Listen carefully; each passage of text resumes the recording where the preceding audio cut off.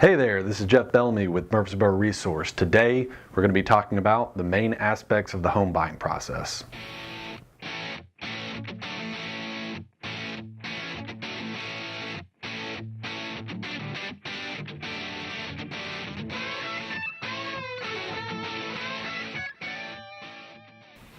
The first and most important step is to get pre-qualified for a mortgage if you need one.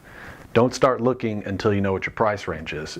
If you start looking at $200,000 houses and it turns out you only get qualified for $150,000, those $150,000 just aren't going to stack up. So you need to choose a lender. Shop different lenders and let them know you're shopping different lenders. They may be able to waive some fees.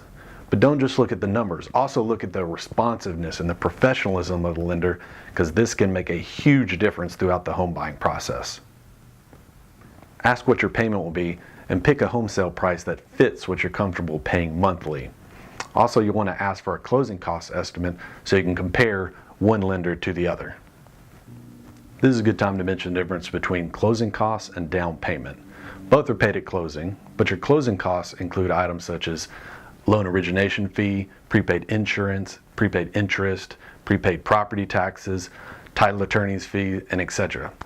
Your down payment is simply money you're paying down on your loan.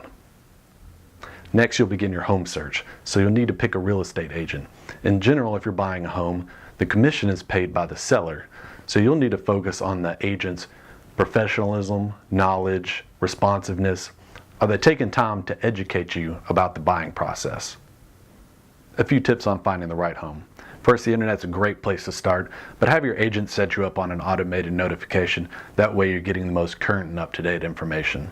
Also, try not to fall in love with a home that you see on the internet until you see it in person, because sometimes they don't stack up and that can be a real letdown.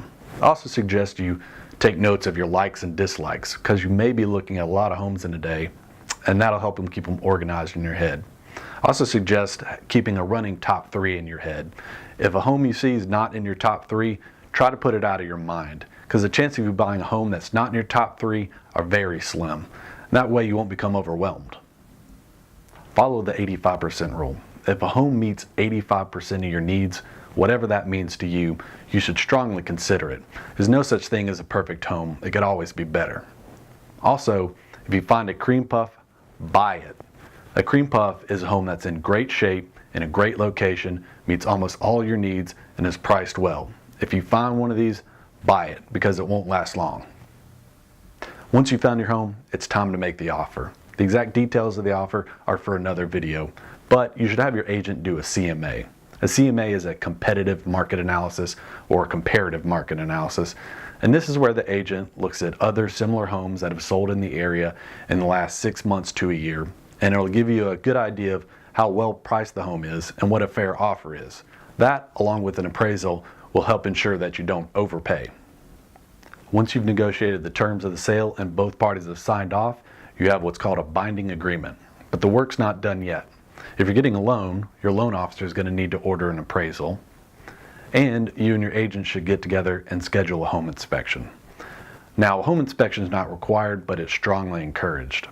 However, keep in mind that during a home inspection, they're primarily looking for large ticket items, not small cosmetic issues.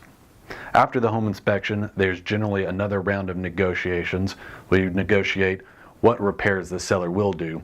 But keep in mind, this is a negotiation. The seller's not required to do everything on your list. Also, you'll need to shop for homeowners insurance. This is a good time to review all of your insurance needs. Don't go with the company just because you have a history with them. Shop around and find the best rates and coverage. In general, bundling will give you the best rates. A few days before closing, you'll do a final walkthrough.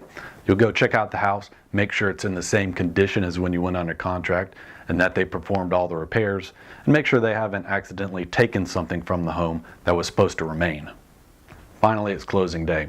The title company has done a title search and determined the home has clear title to close. In general, all the buyer needs is a photo ID and to have their wire transfer set up. You should always double check your transfer instructions over the phone with the title company. You'll receive a closing statement a few days before close with all the credits and debits in the transaction that you can go over at closing. This has been a very simplified home buying guide. I could do a separate video on almost every statement I've made in this. So if you need any clarification on anything, don't hesitate to get in touch with me. And as always, please like, share, and comment, and good luck in your real estate endeavors.